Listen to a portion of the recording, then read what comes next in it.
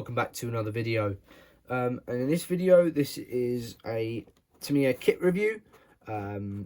This is the German 3-ton cargo truck. I have looked inside of it already. It looks typical Tamiya. Really nice parts, hardly any flash at all, if not any. The detail looks great. Just looks flawless from the parts so far, straight off, no complaints. Before we get into this, I want to just go through with you guys what this is for. So I will be doing yet another diorama with this kit. There is this kit and another kit. I've already pre-built the other kit. I didn't do a kit review of it because, in all respects, I actually forgot. If I'm honest, I didn't realise I was doing this video until a few days ago, and by that time I'd already finished the kit. So it was a bit late then. But this is yet again another fabulous Tamiya kit. Let's move the box out of the way for a second. Sorry about my arm there. This is the Tamiya Pack 40. Just move the camera further in. Sorry about this, guys. There you go. So this is the Tamiya Pack 40. As I say, it's typical Tamiya kit. Great detail. Once it's all painted up, it should look quite nice. The only thing, which was my problem with the kit, was that I lost the parts. Two of the parts, which actually technically three. I lost the two handrails and a small detail part here. Unless you look really closely and you know exactly what is missing from there, you wouldn't know. You probably wouldn't notice that. I was thinking about replacing it, but I'm not so sure now. But these handrails, I simply just got a bit of wire, bent it round one of my pair of pliers, and they fit fine. This one, as you can just about see, is a little bit wonky. Oh, that part's just come off. Proves how stable that glue was. Clearly didn't put enough glue on. So yeah, that's a bit wonky, but that just adds a bit of character, I think. But yeah, so hopefully that should be all right. I'll glue that part back on later. So just moving these out of the way. Getting back to the truck. Right, so the plan is to have it on a base with the gun in a firing position looking through a hedge, and the truck behind with the back open and all the cargo in the back. I might probably add some shells as well, because the idea is that the truck's pulled the gun into position. Well, pulled the gun into where it's going to roughly be. The men have pulled it into position, set it up, and they've just sort of waiting for. They've heard about D-Day, and they're waiting to repel the attack. So there will be men just relaxing and waiting for the word to man their positions. So they will be shaving and having conversations and reading books, and that's the idea anyway. So it's sort of based around 1944 D-Day era. Not 100% sure when, but just round there. So getting straight into this kit review, well, unboxing and review. I have opened it, as I say. I've opened it before just to have a look at all the parts and make sure they're all there, and as I say, it looks very nice. So starting off with the decals, you can just about see through the tracing paper there. That's just to cover them, as you know. Just about seeing it. So they do look very nice through that paper. And on the other side, we have got some masking set for the clear parts, the windows, when we put them in on the windscreen. Starting off with first bag, this has got 2 sprues in it. It is the oil drums and jerry cans. Typical to me, 2-part construction. Very nice detail. You've got taps and hoses here, I do believe. I think they're for the oil cans. and all the detailed parts to go with that, top and bottoms, and even some numbers on the tops, on the top there, to identify the oil drums, which is very good. Put that to one side. In the second bag, we also have 2 sprues. This main sprue has got all the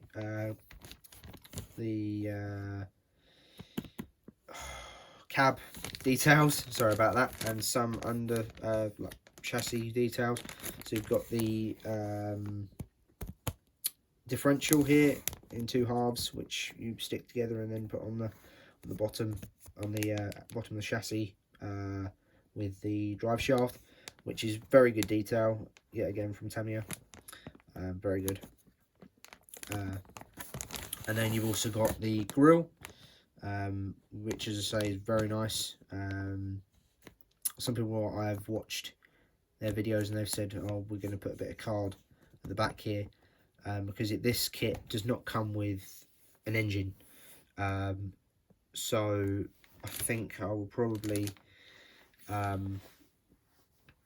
just leave it as it is. I was going to have one of the bonnet doors open on one side just so you can see the engine in there, because I thought it did come with one at the time, but it doesn't. And so instead of buying an aftermarket one, I'll just leave it as it is. And then you've got the doors. One of these doors, as I was going to say, is I'm going to have open on the driver's side, and he's going to be sitting out to one side and talking to someone as he's sitting down. You've also got, here's the position, the springs for the axles.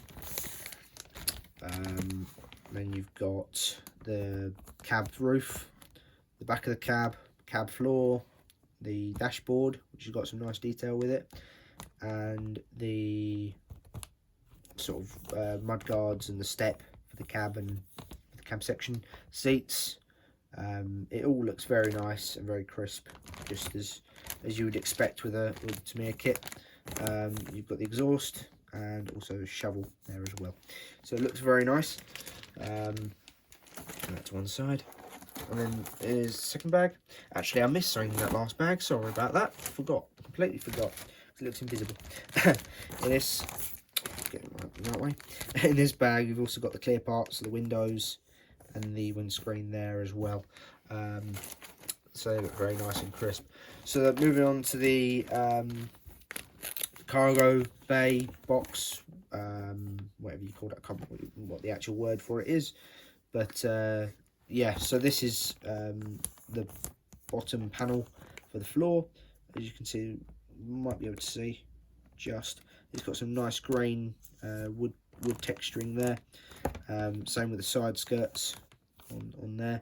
You've got 2, and then you've got the back, the rear mud guards for the wheels.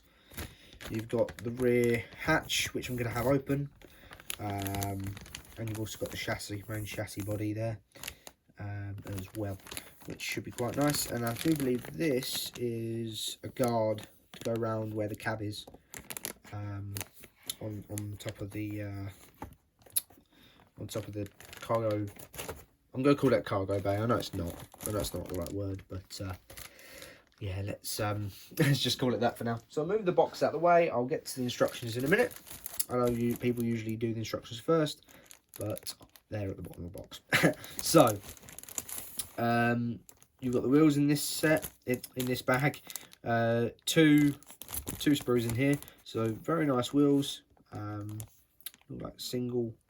Yeah, on these ones it looks like they're just single molded wheels.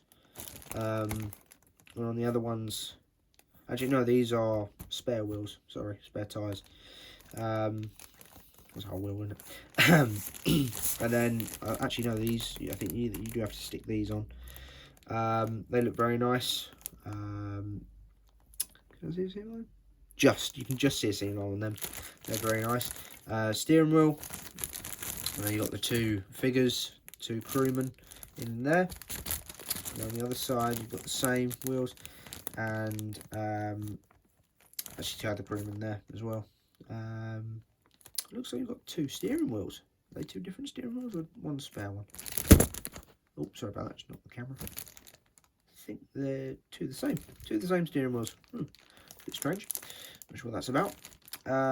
Anyway, here you've got these sockets, so then you can have the wheels spinning instead of just being static, which I probably, well, I will do, and hopefully it should look quite nice. Yeah, and then you've also got the, I can't remember what it's called, it's something Blitz, that's the make of the van. No, I can't remember what it's called, but it's something Blitz. Very popular vans, trucks in the Second World War on every front, I do believe. So yeah, moving on to the instructions. Actually, I'll put all these sprues back in the box so then they're out of the way, and we can show you the instructions a bit clearer. This is the typical Tamiya instruction booklet. You've got the history on the front here of the vehicle, and you've got the nice constructed kit there at the top. So going straight in, you've got tools recommended. Tools recommended here. These are by Tamiya themselves, so obviously they're going to have their own tools, I do believe. Are they? I did get told. Yeah, they've got their own glue there, so I'm assuming that these are all Tamiya's own tools that they sell. And then the first stage is doing the chassis underneath. As you open it, you've got the first sort of colour schemes. So you've got the 18th Infantry Division, Northern Sector of Eastern Front, June 1941. The 1st Battalion, 3rd AA Gun Regiment, Luftwaffe, North Africa, 1942. And 6th Company, 86th Infantry Regiment, 10th Panzer Division, Poland, September 1943. There's one more on the back, but I'll show you that in a second. Opening it up like so, it goes on more on about the chassis on part 2, putting the 2-part differential together, the steering column, it looks like, steering linkage, yeah, steering column, yeah, steering linkage, and then it's fitting all that to the undercarriage, putting the windows in, open that again. So, there you go. It's a bit of a pain, this. I will get better. Putting the wheels together. Yes, they are on the back. They are separate parts, but the whole tire and wheel itself is one part. And then fitting those to the chassis. Putting the cab together. Putting the windows. That's putting these windows in. And then putting all the details onto the cab, and then putting the cab on, and then putting the storage box, yeah, that's what it's called, storage box, just putting the storage box together, and then fitting all the under details like mud guards and the storage boxes and things like that on underneath, and then fitting that all together onto the chassis. And then the last one, which you could do first, is putting all of the details like the oil drums, jerry cans, all the water cans with the taps. All right. So you've got 2 types of jerry cans. You've got the fuel cans and you've got the water cans. So the water cans have the taps, not the oil drums. Oh, never seen that before. That's pretty cool. And then going on to the last colour call out. It's the 5th Company, 69th Sniper Regiment, 10th Panzer Division, Western Front, May 1940. I probably will be doing that one, even though I haven't got any snipers with it. it's either this one or doing my own version, or even the Polish one. But yeah, it just depends on what I feel when putting it together. So yeah, they're the instructions. So yeah, all together, very nice kit. Put it all back in the box. 1 second. It's a bit of a mess. But yeah, all together, very nice kit. Can't wait to build it. It will probably be the next kit I build. I do build multiple kits at the same time, just to give me a bit of variation between kits. So say if I'm building this, then I want to build a boat. Actually, the next kit that I will be building with this is either a Spitfire in, where is it? Spitfire's Rebel Spitfire 132nd, or the 172nd, well, 176th, sorry, it's like a lifeboat, German lifeboat, which my friend Reese over at RJC Models bought me, which is very kind of him. But yeah, so this has been a review and unboxing of the German 3-ton cargo truck. Looks very nice. Can't wait to build it. Can't wait to actually get the diorama done. And as you can see in the back here, I do still have my Easy 8 Fury. I haven't got a airbrush yet, but as soon as I do, I will be painting that up and finishing it off, and I'll be showing you guys. Hopefully, when I do get the airbrush, I'll be doing a video on it, and video me spraying it up and getting it all done, and hopefully that should be interesting to some of you. But anyway, I will leave you guys there. Thank you for watching. It's been very nice to see you all again. Keep on modelling and have a good one. Bye bye.